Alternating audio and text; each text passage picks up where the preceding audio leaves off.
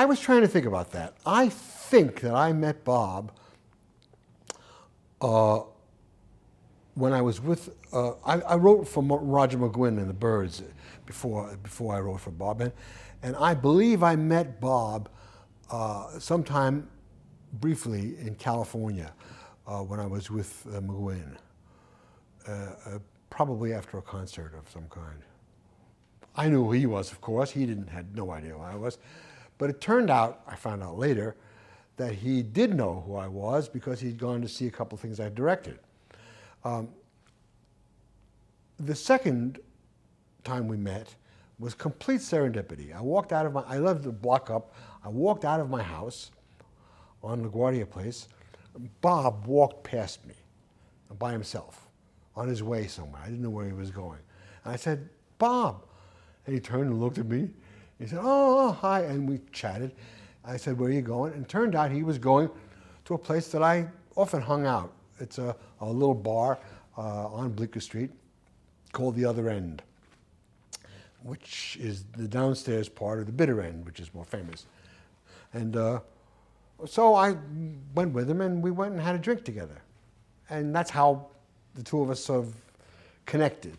After we sat around and talked for a while and had a couple of drinks, I lived right nearby, and he came back up to my place. And that very night we wrote, I don't know, I think it was Isis. I'm not sure which. One of them.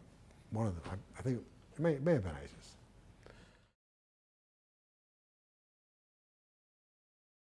Well, it was partly the chemistry and partly the fact that he had heard the lyrics that I'd written for McGuinn.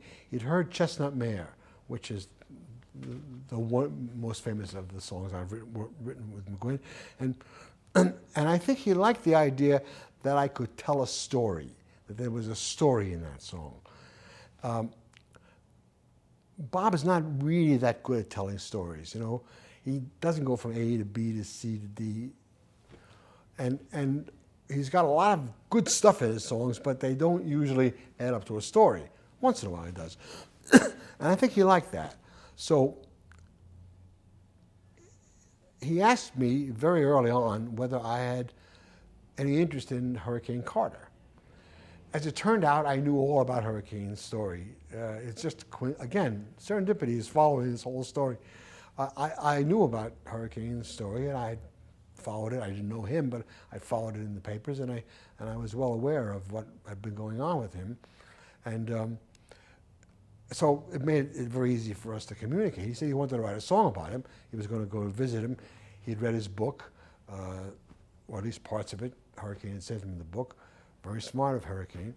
And the 16th Round, I think it was called.